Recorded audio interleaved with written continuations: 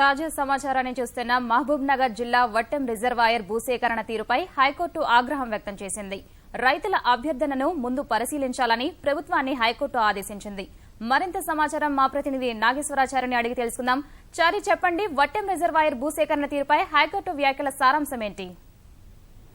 Mounika, high court ఈ భూసేకరణ తీరుపైన అసంతృప్తి వ్యక్తం చేసింది. అంటే పాలమూరు ఎత్తిపోతల పథకంలో భాగంగా మహబూబ్ నగర్ జిల్లాలో ఈ వట్టెం రిజర్వాయర్ నిర్మించబోతున్నారు. ఆ రిజర్వాయర్ కోసం ఆ భూమిని సేకరించే ప్రయత్నాల్లో భాగంగా కారుకొండ గ్రామంలోకి చెందినటువంటి ఆ రైతులకు సంబంధించిన భూములను కూడా సేకరించాలని ప్రభుత్వం భావిస్తుంది. దీనికి సంబంధించి ఇప్పటికే మహబూబ్ నగర్ జిల్లా కలెక్టర్ నేతృత్వంలో కమిటీ కూడా ఏర్పాటైంది. దానిపైన రైతులతో రెవెన్యూ అధికారులు చర్చించే కార్యక్రమంలో ఉన్నారు. అయితే రైతులు సుమారు 20 నుంచి 25 లక్షల చొప్పున, అంటే ఎకరానికి 20 లక్షల నుంచి 25 లక్షల చొప్పున తమకు పరిహారం ఇచ్చినట్లయితే భూములు ఇస్తాం, లేదంటే తాము చాలా నష్టపోతాం కాబట్టి ఇవ్వలేమని ఇప్పటికే ఆ కమిటీకి వినతి పత్రాన్ని కూడా సమర్పించారు. అయితే వినతి పత్రాన్ని పరిశీలించకుండానే తమ నుంచి భూములను బలవంతంగా లాక్కునేందుకు ప్రయత్నిస్తున్నారు, బెదిరిస్తున్నారంటూ సుమారు 25 మంది రైతులు హైకోర్టును ఆశ్రయించారు. ప్రధానంగా తమ వద్ద నుంచి ఖాళీ బాండ్ పత్రాలపై సంతకాలు తీసుకుంటున్నారు. ఆ తర్వాత తమ భూములు కోల్పోయే ప్రమాదం ఉందని వారు పేర్కొన్నారు. దీని అన్నింటినీ కూడా హైకోర్టు పరిశీలించిన తర్వాత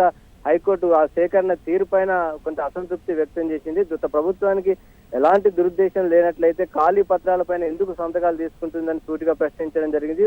వారిని బెదిరించాల్సిన అవసరం ఏంటని కూడా వ్యాఖ్యానించడం జరిగింది. మొత్తానికి ఇదంతా కూడా చూస్తూ తమకు అనుమానాలు కలుగుతుంది కాబట్టి వెంటనే ఈ భూసేకరణ ప్రక్రియను వెంటనే నిలిపివేయాలని స్పష్టంగా పేర్కొంటూ ముందు ఆ రైతులు ఇచ్చినటువంటి, అంటే సుమారు 20 నుంచి 25 లక్షలు ఇస్తామని వారు అభ్యర్థిస్తున్నారు కాబట్టి వాటిపైన ముందుగా ఒక నిర్ణయం తీసుకుంటే ఆ నిర్ణయం తీసుకున్న తర్వాత ఈ భూసేకరణ ప్రక్రియకు సంబంధించిన మిగతా ప్రక్రియ కొనసాగించాలని ఆదేశిస్తూ ఆ పిటిషన్లను పైన ఒక నిర్ణయం. ధన్యవాదాలు చారి.